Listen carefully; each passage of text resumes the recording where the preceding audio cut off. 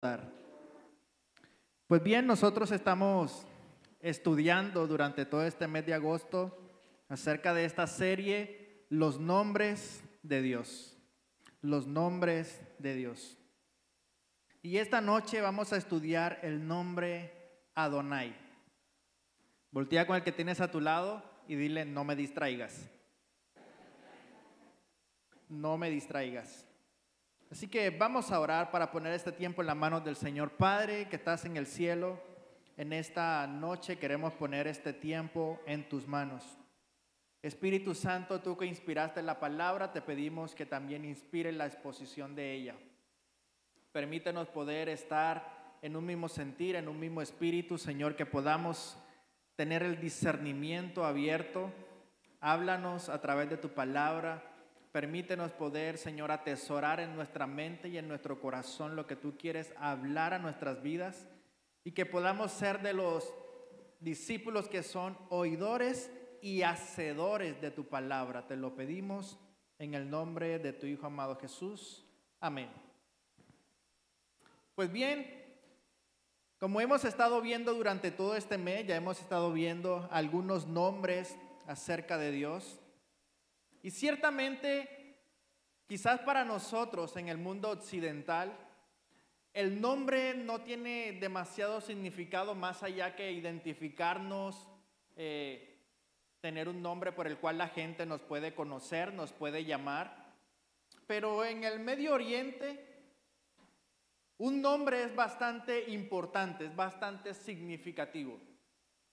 No se toman a la ligera ponerles un nombre, o por lo menos en los tiempos bíblicos podemos ver que un nombre era demasiado importante. Tanto que Dios en ocasiones se tomaba este tiempo de incluso cambiarle el nombre a ciertos personajes porque el nombre podía trascender mucho más allá de una persona. El nombre podría cambiar completamente el cumplimiento profético de esa persona en esta tierra. Así que un nombre ciertamente revela la identidad de alguien. Los nombres divinos en la Biblia son esenciales para conocer la identidad de Dios. Dios, a lo largo de la historia en la Biblia, fue dándose a conocer al pueblo de Israel con diferentes nombres. Recordemos algo, tú y yo tenemos la revelación de la palabra completa. Pero la nación de Israel iba teniendo una revelación de Dios progresiva. Dios se le iba mostrando a lo largo del tiempo en diferentes épocas, con diferentes personajes. Se les iba revelando, iba mostrando parte de su carácter, iba mostrando sus atributos, iba mostrando su esencia al pueblo de Israel. Así que la nación de Israel le iba conociendo en diferentes momentos de su historia, dependiendo de cómo Dios se iba a dar a conocer en ese momento específico. Así que cuando leemos en las Escrituras, encontramos varios títulos o nombres de ciertos personajes bíblicos que usaron para describir la forma en la que experimentaron su relación con Dios. Cuando tuvieron este encuentro con Dios, o Dios se les reveló, o Dios se les mostró, se les manifestó, de cierta manera, ese impacto en el cual Dios se les reveló a ellos, marcó trascendentalmente la vida de estas personas.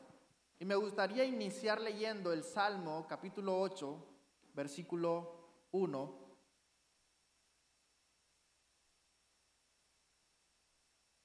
Libro de los Salmos, capítulo 8. Versículo 1, este es un salmo de David y dice: Oh Señor, Señor nuestro, tu majestuoso nombre llena la tierra, tu gloria es más alta que los cielos. David está reconociendo que el nombre de Dios es tan majestuoso que llena absolutamente toda la tierra. Pero bien, ¿qué significa el nombre Adonai? Adonai en hebreo significa Señor, dueño, amo o juez. Adonai significa Señor, dueño, amo o juez. De una manera práctica nosotros utilizamos Adonai diciendo mi Señor. Algunos incluso lo traducen diciendo mi gran Señor. Y esta palabra Adonai aparece más de 400 veces en el Antiguo Testamento. Y cada una de estas veces en las que aparece muestra la soberanía de Dios.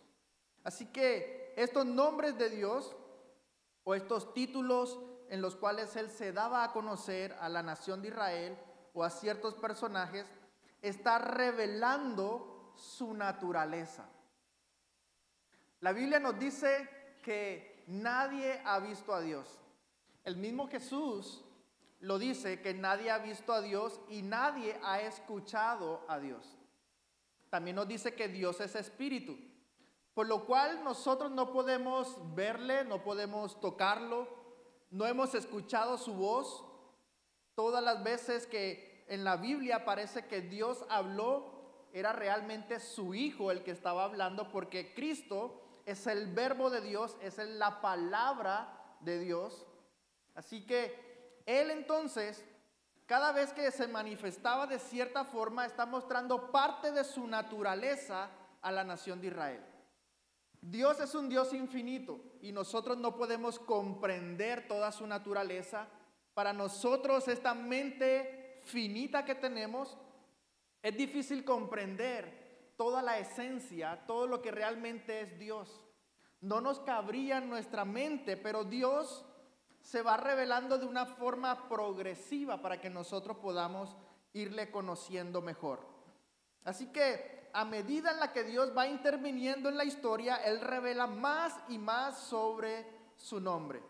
Así que debemos observar lo que Dios mismo está revelando acerca de su nombre. Ahora bien, acompáñenme a Éxodo capítulo 3, versículo 15. Aquí vamos a ver cómo Dios por primera vez revela cuál es su nombre personal.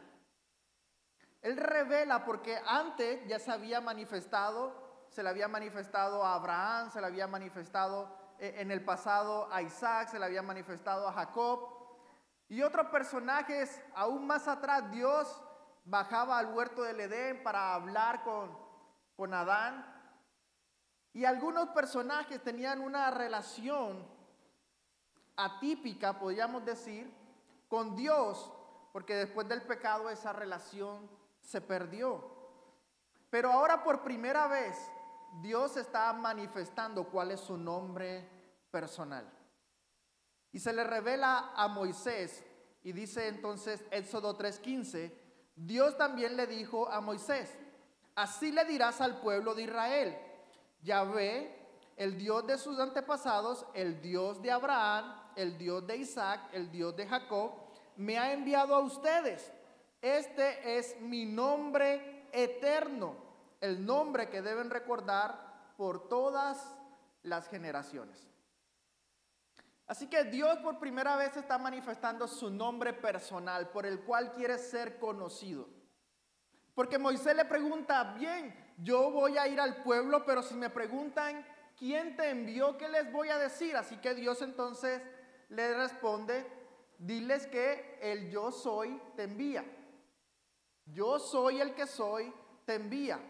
Así que esta palabra Yahvé se traduce también como ser. Es un verbo que se traduce como ser, porque Él es el mismo Dios de ayer, de hoy y por los siglos de los siglos. Él es el mismo siempre, Él nunca cambia. Pero la nación de Israel con el tiempo, aunque Dios le dijo cómo debían llamarle, Él mismo mostró su nombre personal. La nación de Israel empezó a considerar que el nombre de Dios era tan sagrado que ningún ser mortal podía mencionar su nombre. Ningún ser mortal era digno de poder mencionar realmente su nombre. Así que el pueblo de Israel dejó de llamar a Dios por su nombre personal y empezó a llamarle de otra manera, entre ellos Adonai, porque la palabra Adonai es el Señor. También otros israelitas empezaron a llamarle como Hashem, que significa el nombre. Así que la nación de Israel empezó a considerar, Señor, sí, tú te mostraste con tu nombre, nos revelaste cómo es tu nombre, pero nosotros no nos sentimos dignos de mencionar tu nombre. Así que empezaron a llamarle Adonai. Y esta palabra Adonai es una palabra compuesta que viene del hebreo Adón, que significa Señor.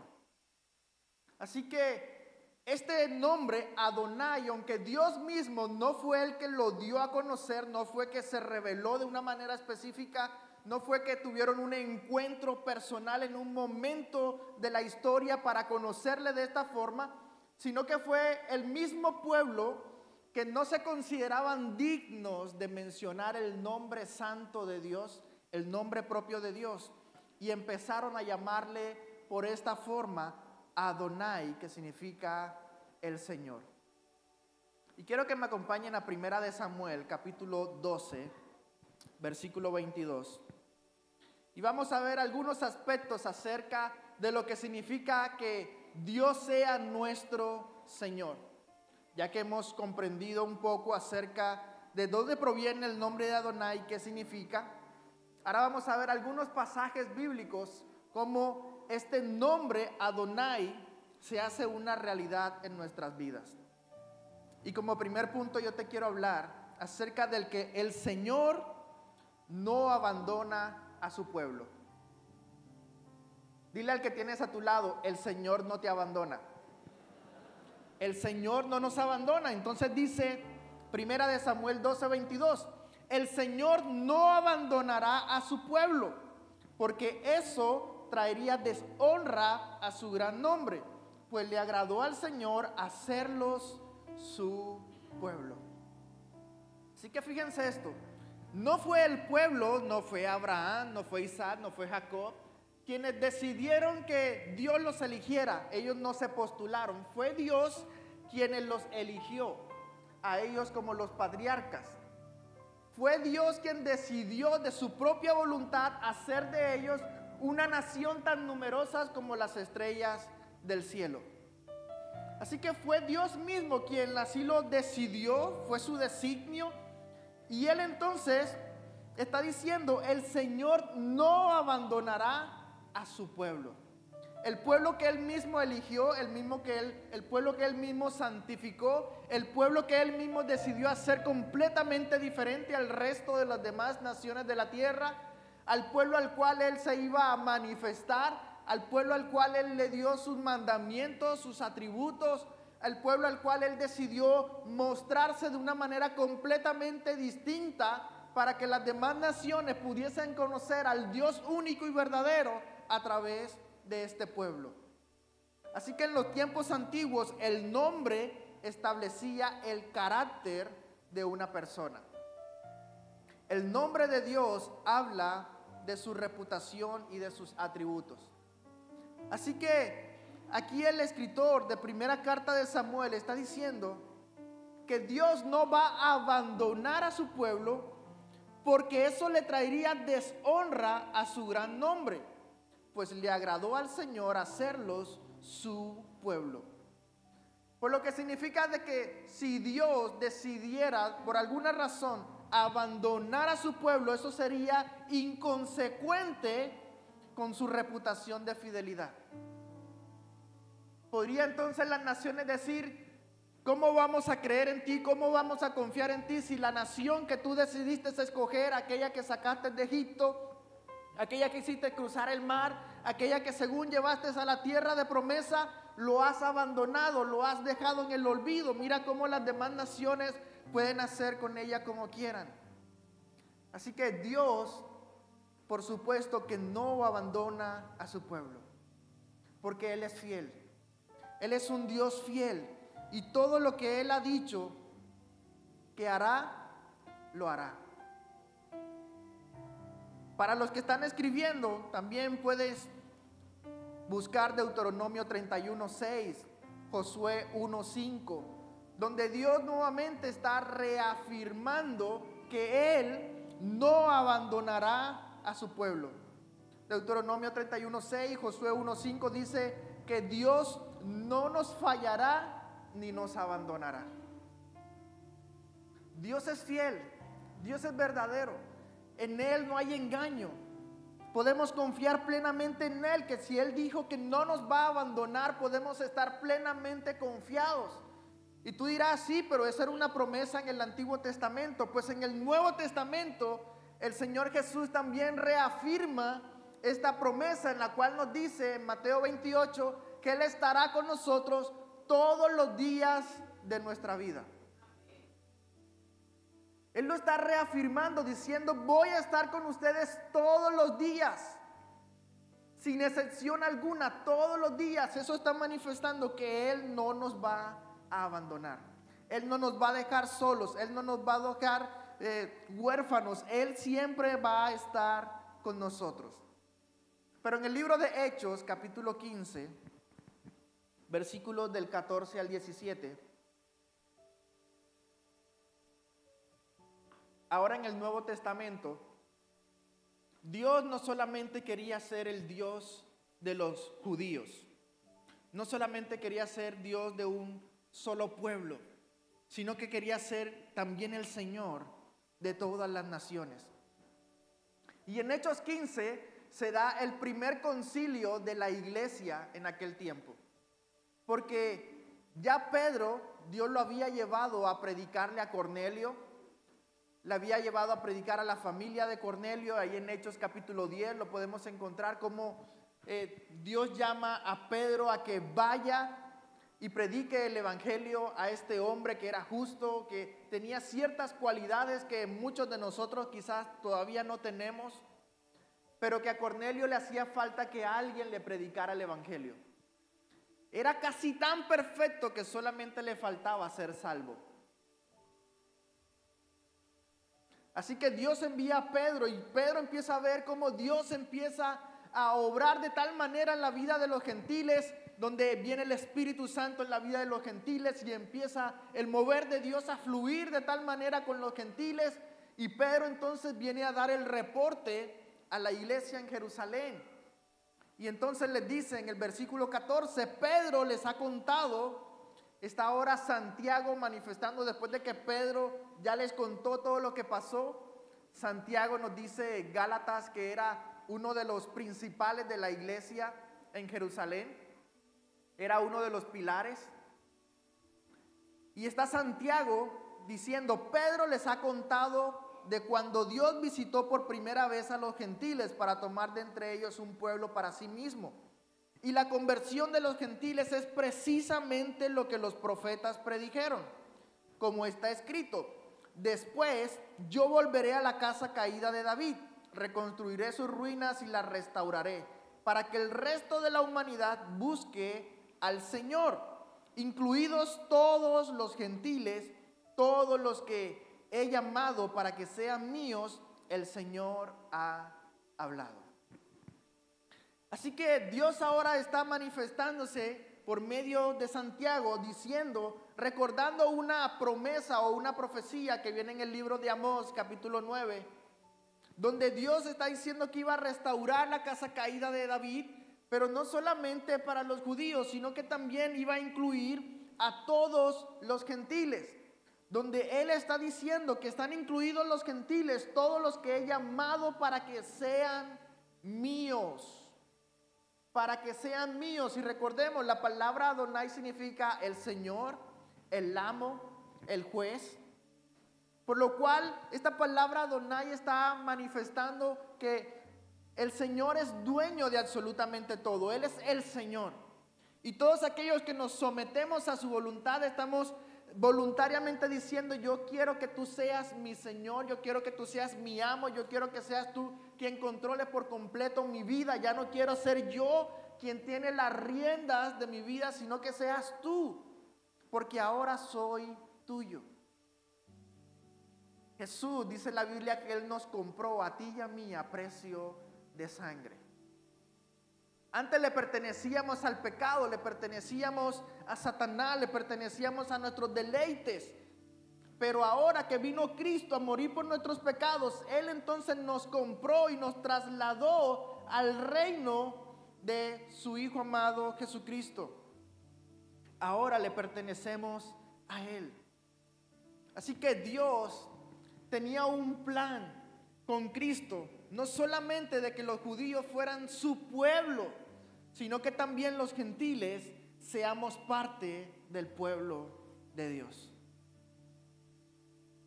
Quizás tú te estarás preguntando, bueno, yo no sé si soy gentil, si quizás tengo sangre judía.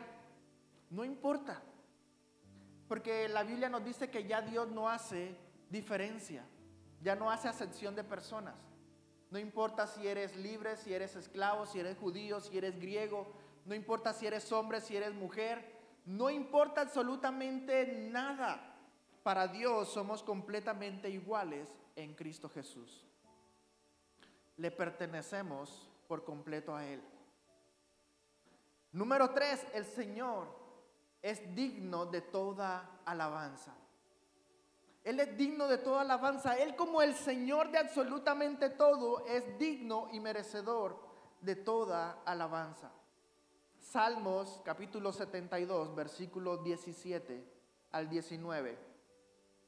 Todo este Salmo 72 es una oración que David está haciendo.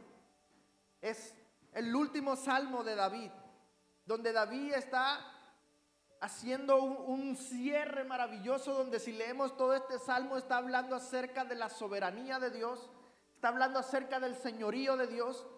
Y entonces él empieza diciendo en el 17 que el nombre del rey permanezca para siempre, que se perpetúe mientras el sol brille, que todas las naciones sean bendecidas por medio de él y lo elogien. Alaben al Señor Dios. Esa palabra Señor es la palabra Adonai. David está diciendo, alaben al Adonai, el Dios de Israel, el único que hace semejantes maravillas. Alaben su glorioso nombre por siempre, que toda la tierra se llene de su gloria. Amén y amén. Así que la invitación de David, algunos dicen que este salmo que está escribiendo David era algo que se hacía en el templo, por las palabras que David usa y cómo termina este salmo diciendo amén y amén.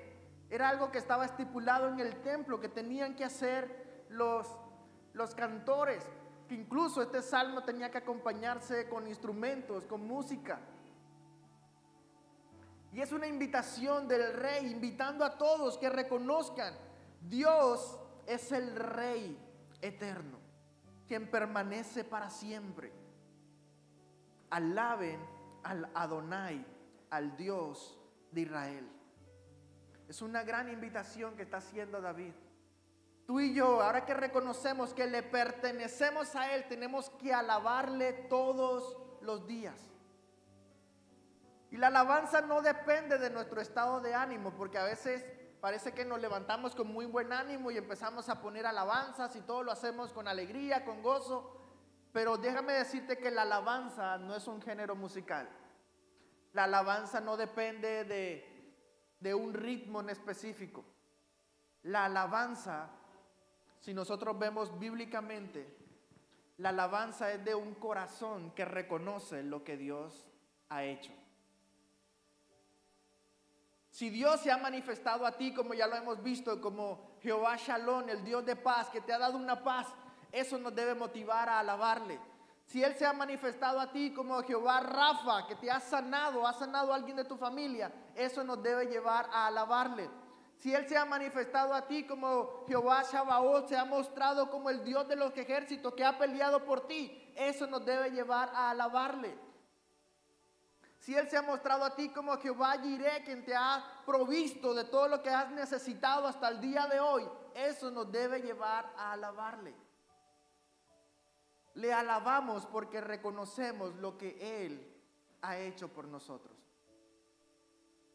Pero la adoración tiene que ver en reconocer quién es Dios para mí. Cuando yo reconozco quién es Dios para mí de una manera personal, por la forma en la que Él se ha manifestado vivamente a mí, porque Dios se ha manifestado de una manera completamente distinta con cada uno de nosotros. Por lo cual la adoración de nosotros no debe ser igual. La adoración de nosotros tiene que ser genuina conforme a la forma en la cual Dios se ha manifestado a cada uno de nosotros. Así que la adoración y la alabanza tienen que ver con un género musical ni con poner canciones. Tiene que ver con la disposición del corazón de reconocer lo que Dios ha hecho y quién es Dios para ti. Pero también la Biblia nos dice que Él es el Señor sobre todo. Apocalipsis capítulo 19, versículo 11 al 16. Ya voy a ir terminando. Nos dice Apocalipsis: entonces vi el cielo abierto y había allí un caballo blanco. Su jinete se llamaba Fiel y Verdadero, porque juzga con rectitud y hace una guerra justa. Sus ojos eran como llamas de fuego y llevaba muchas coronas en la cabeza. Tenía escrito un nombre que nadie entendía excepto él mismo. Llevaba puesta una túnica bañada de sangre y su título era La Palabra de Dios. Los ejércitos del cielo, vestidos de lino blanco y puro de la más alta calidad, los seguían en caballos blancos. De su boca salía una espada afilada para derribar a las naciones.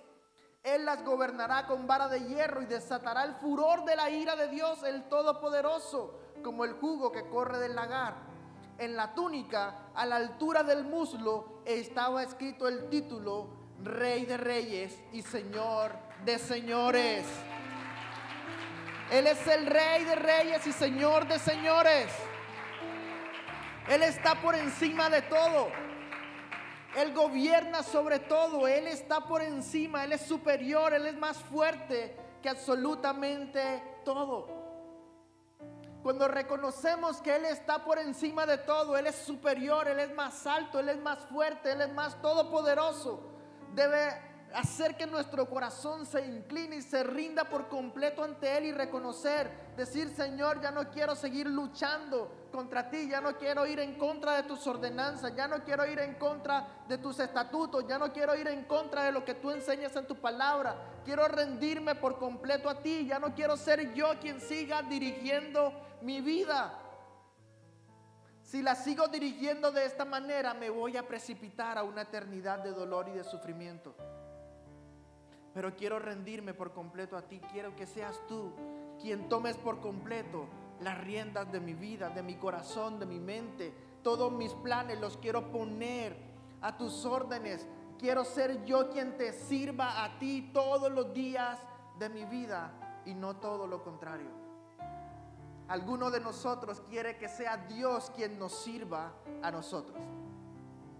Y le empezamos a dar órdenes a Dios y decir: Dios, quiero que hagas esto. Dios, quiero que tal cosa. Dios, necesito esto para allá. Y tenemos a Dios como si fuera Dios nuestro siervo, cuando es todo lo contrario. Él es el soberano. Él es el poderoso. Él es el rey. Somos nosotros los que tenemos que ponernos a disposición y decir: Señor, ¿cómo te puedo servir hoy? Ayúdame a tener un corazón humilde, sencillo, contrito, que se incline delante de ti todos los días. Pero tú dirás: ¿por qué Dios quiere mostrarse como el Señor? ¿Por qué nos quiere hacer como si fuéramos esclavos? Sabes, en estos días escuché algo que impactó mi corazón con respecto a esto. Muchos de nosotros tenemos amigos, pero no le contamos todo a todos los amigos, ¿verdad que no? Hay ciertos amigos que tratamos con ciertas cosas, y en ocasiones hay cosas que nos guardamos para nosotros mismos, y pareciera que no todo el mundo conoce realmente quién eres, porque nos reservamos. Pero escuché en estos días a alguien que dijo: el siervo es quien más conoce a su Señor, porque es el que sabe a qué hora come, a qué hora se toma el cafecito, es el que sabe a qué hora se va a acostar, es el que sabe a qué hora quiere salir, es el que está siempre ahí al pie, al pendiente de qué es lo que él necesita, El siervo está siempre ahí a disposición en el momento en el cual su Señor se va a mover, va a hacer algo, inmediatamente Él va y hace absolutamente todo para su Señor. Los amigos van y vienen, están un tiempo, se van, se ocupan, pero quien está ahí al pie de su Señor es el siervo. El siervo no se puede ir al menos que su Señor lo despida. Él está ahí, no tiene hora de comida, no tiene hora de baño, no tiene hora de acostarse, a menos que su Señor le diga, vete en paz. Y eso es lo que Dios quiere de nosotros, que seamos sus siervos. Tristemente, quizás hemos malentendido lo que es ser un siervo. Pero en la Biblia podemos ver cómo grandes hombres de Dios decidieron abandonar absolutamente todo para ser siervos de Cristo. El apóstol Pablo, siendo uno de los personajes más importantes y reconocidos en la historia bíblica en el Nuevo Testamento, era una persona influyente, donde él mismo habla en la carta a los Filipenses, en el capítulo 4, empieza a relatar todo lo que él era. Empieza a decir, yo fui formado a los pies de Gamaliel, yo era fariseo de fariseo, mis padres eran también fariseos, era una persona influyente, bien preparada, una persona de negocio. Era una persona en el Sanedrín muy importante, al punto que se le daba la confianza de darle las cartas para que él persiguiera a los cristianos en cualquier lugar del Imperio Romano. Y eso no se le daba a cualquiera. Pablo era muy importante. Pablo era un políglota, hablaba diferentes idiomas, estaba supremamente bien preparado. Algunos se atreven a decir que estaba bien estudiado, porque en la ciudad donde él creció, donde él nació, en Tarso, había una de las universidades más importantes del imperio en aquel tiempo. Así que Pablo no era un cualquiera. Pero si nosotros vemos la vida de Pablo, cuando él se presenta en sus cartas, dice Pablo, siervo de Jesucristo. Pablo, esclavo de Jesucristo. Aquel Pablo que dijo todos esos títulos, todos esos reconocimientos, todas esas cosas que el mundo quizás se esmera por tener para que sea reconocido. Pablo está diciendo, todo eso yo lo tengo por basura. Todo eso para mí no importa. Todo eso ahora para mí ya no tiene ningún significado, con tal de alcanzar a Cristo, con tal de tener a mi vida siempre a Cristo. Quiero servirle completamente todos los días de mi vida. Al punto que Pablo tenía un pequeño dilema. Pablo no sabía qué era mejor para él, si seguir todavía en vida o mejor morirse. Pablo llegó a un momento de su vida donde no sabía si prefería morir o continuar aún en este mundo haciendo la voluntad de Dios. Porque él decía, si yo sigo aquí en vida, quiero seguir sirviendo a Cristo, pero también quiero ya morir porque me quiero ir con Él, me quiero encontrar con mi Señor, me quiero encontrar con mi dueño, me quiero encontrar con aquel que me compró, que me lavó con su sangre preciosa, que me dio una nueva vida.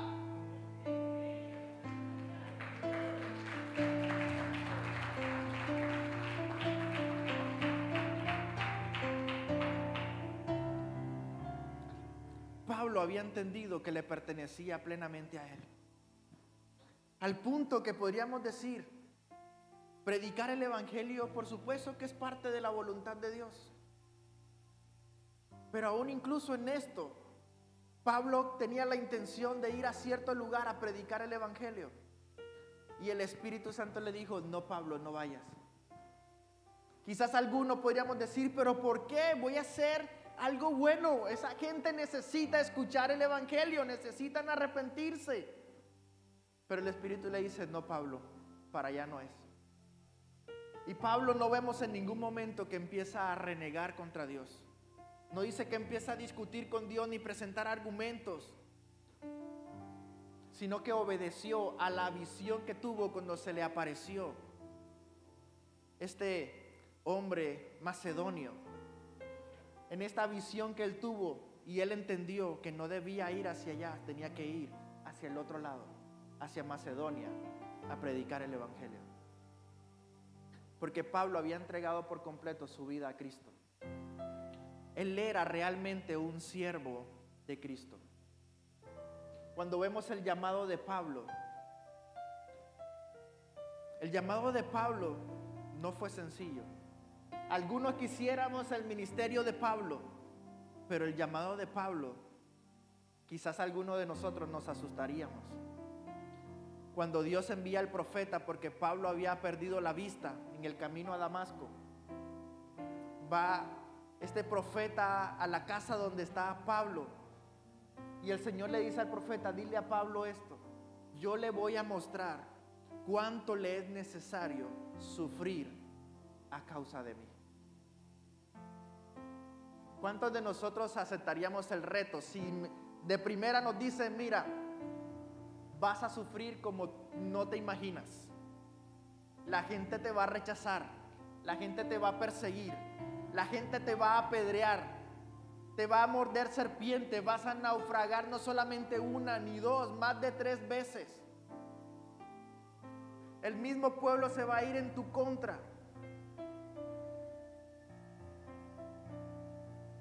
¿Quién de nosotros diría: no importa, yo voy? No es un llamado sencillo, pero Pablo había entendido que ese que se le reveló en ese camino a Damasco, que lo tiró a tierra, aquel que se le mostró en esta visión, era merecedor de él servirle todos los días de su vida. Era merecedor de él entregarle por completo sus sueños, sus anhelos, entregarle sus planes, entregarle por completo todo para que él pudiese ser su Señor todos los días. Pero sabes, en la Biblia también encontramos un pequeño contraste a esto, porque sí hemos visto, Dios es el Señor de todo. Él es el Señor de absolutamente todo, merecedor de la alabanza, merecedor de la adoración, el cual nos hizo un solo pueblo. Pero en Mateo capítulo 7, versículos 21 y 23, encontramos un pasaje triste, un pasaje donde quizás al principio podríamos decir: pero ¿por qué esto? Pero Jesús nos muestra en este pasaje de Mateo 7 que no todo el que le dice Señor o Adonai, o aquí en el Nuevo Testamento la palabra que se utiliza en el griego es la palabra Kyrios, que traduce como Señor. Jesús entonces dice: no todo el que me llama Señor, Señor entrará en el reino del cielo.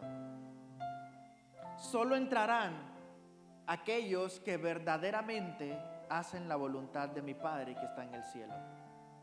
El día del juicio muchos me dirán: Señor, Señor, profetizamos en tu nombre, expulsamos demonios, en tu nombre hicimos muchos milagros, en tu nombre.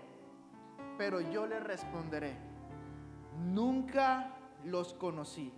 Aléjense de mí, ustedes que violan las leyes de Dios. Así que no todo aquel que dice Señor, Señor, realmente Jesús es su Señor. Porque es muy fácil decirlo de labios. El mismo Señor incluso le reclama eso al pueblo, le dice: este pueblo de labios me honra, pero su corazón está lejos de mí. Muchos vendrán a Cristo quizás por los privilegios, por las bendiciones que Él nos puede dar, porque Él nos puede prosperar, porque Él nos puede sanar, porque Él puede hacer muchas cosas con nosotros, y nos llama la atención toda esa parte bonita de lo que Dios puede hacer con cada uno de nosotros. Pero lo que Jesús está diciendo aquí: aunque ustedes me digan Señor, Señor, aunque ustedes vengan cada jueves, aunque vengan cada domingo, aunque incluso tomen las clases de consolidación, aunque hagan la ruta del CEFI, si su corazón está lejos de mí, nunca los conocí. Aunque hayan servido en un ministerio, aunque hayan estado en la alabanza, en servidores, aunque hayan estado en cualquier otro ministerio muy llamativo, pero el Señor dice: si ustedes nunca hicieron la voluntad de mi Padre que está en el cielo, no los conocí. Porque no se trata de lo que nosotros creamos decir, que somos conocidos por Dios. No, lo que importa es realmente si Dios nos conoce. Si Dios te conoce, créame que se va a notar. Y en el mundo espiritual se va a notar aún mucho más. Habían unos jóvenes que habían visto cómo se expulsaban demonios y empezaban a expulsar demonios según ellos, diciendo: te expulso en el nombre de Pablo. Y el demonio se abalanzó sobre ellos y los hizo pedacitos. El demonio mismo les dijo: a Pablo conozco, a los apóstoles yo conozco, a Cristo conozco, pero ustedes ¿quiénes son? Eran unos completos desconocidos en el mundo espiritual porque no hacían la voluntad del Padre. Así que todos aquellos que hacen la voluntad de Dios son aquellos que entrarán en el reino del cielo. Son aquellos a los cuales el Señor al final de todo dirá: buen siervo y fiel, entra en el gozo de tu Señor. Esos son los que van a experimentar realmente la plenitud del reino de los cielos. Dios esta noche quiere ser tu Señor, quiere ser tu amo, quiere ser aquel que toma las decisiones de tu vida, aunque quizás en ocasiones no te guste, pero es una decisión que debes tomar, de entregarle por completo tu vida a Cristo. De decir: Señor, no importa lo que venga de aquí en adelante, no importa si lo que viene es bueno, es malo, si me gusta, no me gusta, si es lo que había soñado siempre para mí o no, pero quiero abandonarme en tus brazos. Quiero rendirme por completo ante ti, que tú tomes a partir de ahora todas y cada una de las decisiones de mi vida. Te entrego mi corazón, te entrego mis pensamientos, te entrego mi voluntad. Te entrego absolutamente todo lo que yo soy. Porque sé que es fácil decirlo. Cuando somos tocados en ciertos momentos lo decimos, quizás en oración, pero luego nuestras acciones reflejan completamente algo diferente. Pero Dios está aún a la puerta llamando. ¿Quieres ser tu Señor? ¿Quieres ser el Rey que gobierna por completo tu vida? Él quiere ser el Rey de reyes y Señor de señores de tu vida. Él ya lo es de todo el mundo, de todo lo que existe. La Biblia nos dice que la tierra y su plenitud, del mundo y todo lo que en él habita le pertenece a Cristo. Todo. Pero depende de ti si le quieres entregar por completo tu vida a Él, para que Él haga contigo como Él quiera. Así que puedes inclinar un poco tu rostro. Y quiero aprovechar y preguntar, ahí no te desconectes. Me gustaría ver si hay alguien que nos visita por primera vez, que nos pueda levantar su mano. ¿Alguna visita esta noche?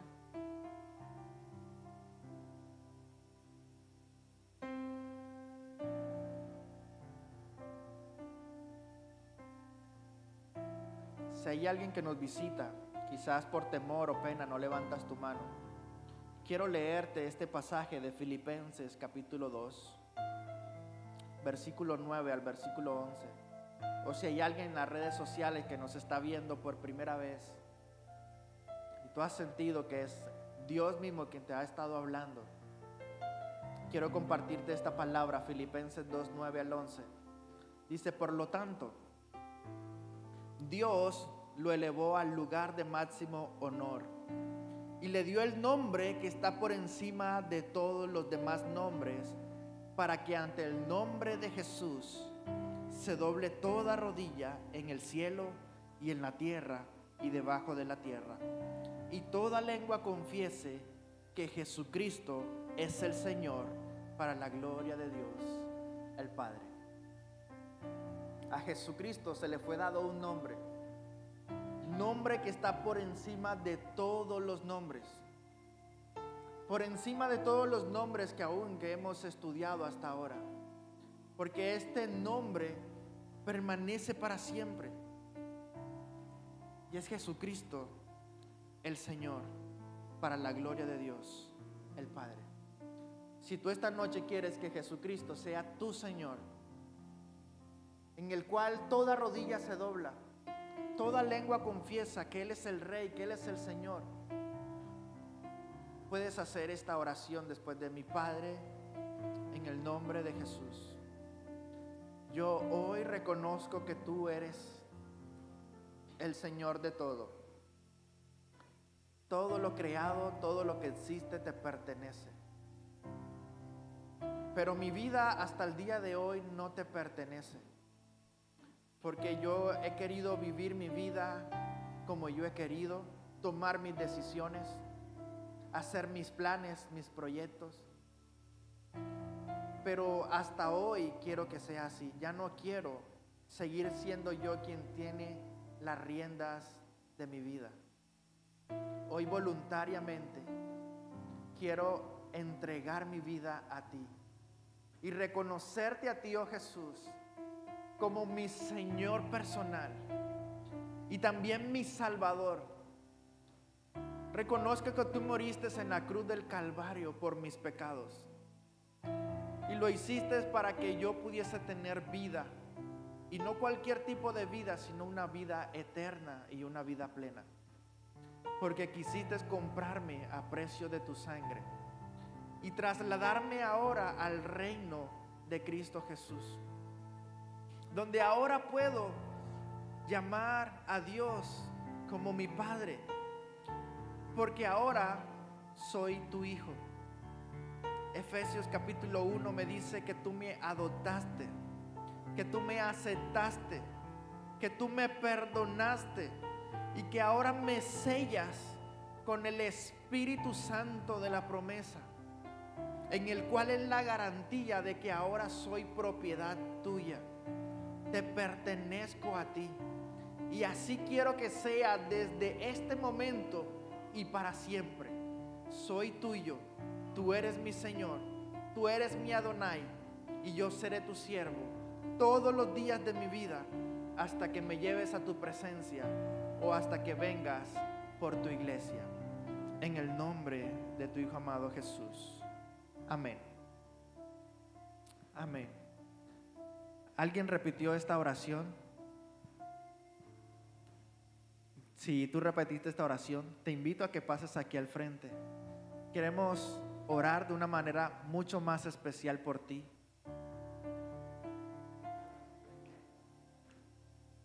Amigo, tú que nos visitas, sin miedo,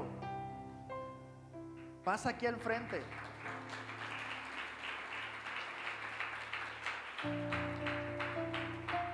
Es de valientes poder aceptar y reconocer a Cristo. Y queremos orar por ustedes, bendecirles, porque ustedes son muy importantes para nosotros.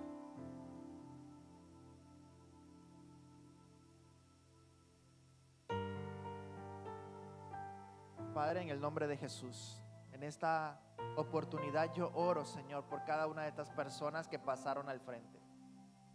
Iglesia, puedes extender tus brazos aquí adelante y bendícele. Señor, esta palabra que ellos han escuchado, que ha impactado quizás sus corazones, que ha llegado a lo profundo de su corazón, que pueda quedar sellada desde ahora y para siempre. Que ellos puedan desde este momento rendirse por completo a tu presencia, puedan rendirse por completo todos los días de su vida y empezar a caminar contigo. Yo los bendigo, Señor, y oro por ellos para que tú les guardes, Señor, para que ellos puedan sentir la seguridad de que ahora son propiedad tuya, de que ya no le pertenecen al pecado, ya no le pertenecen al mundo, ahora te pertenecen a ti, Señor. Señor, también oramos por ellos si tienen alguna necesidad, si tienen algún tipo de enfermedad, una petición en su corazón que tú conoces, Señor, que tú se la puedas conceder si a ti te place hacerlo. Si hay alguna enfermedad que quizás está agobiándoles a ellos o a alguien de su familia, Señor, en el nombre de Jesús, envía la palabra. Señor, así como este principal del ejército romano que le dijo a Jesús: no es necesario que vayas a mi casa, solo envía la palabra y mi criado sanará. Y así lo hiciste, enviaste la palabra e inmediatamente fue sano y libre. Que tú, Señor, envíes la palabra a aquellos que necesitan un milagro, una sanidad. Que tú te les manifiestes a ellos, Señor, con alguno de tus nombres, como el sanador, como el proveedor, como el Dios de los ejércitos que pelea por ellos, como el Dios de paz, que les das esa paz que sobreabunda sobre todo y que está por encima de todo, aún incluso por encima de las dificultades, aún por encima de que parece que no hay alternativa, no hay salida. Que tú te les muestres, Señor, a ellos como Emmanuel, Dios con nosotros, el que siempre va a estar con nosotros todos los días. Tú lo dijiste, que estarás con nosotros y no nos vas a abandonar, porque ahora somos propiedad tuya, Señor. Así que en el nombre de tu Hijo amado Jesús, yo los bendigo y que tú seas con ellos, Señor, a partir de ahora y para siempre, en el nombre de Jesús. Amén y amén. Puedes dar una vuelta. Alguien te va a dar un abrazo especial de parte de nuestros pastores Gabriel y Aleida. Son bienvenidos a la familia de Cristo. Nos gustaría que al finalizar puedan darnos unos segunditos. Una persona se va a acercar con ustedes. Iglesia, Dios les bendiga, Dios les guarde, que pasen excelente noche, que la paz del Señor les acompañe y que el Señor sea realmente el Señor de sus vidas, ahora y para siempre. Amén.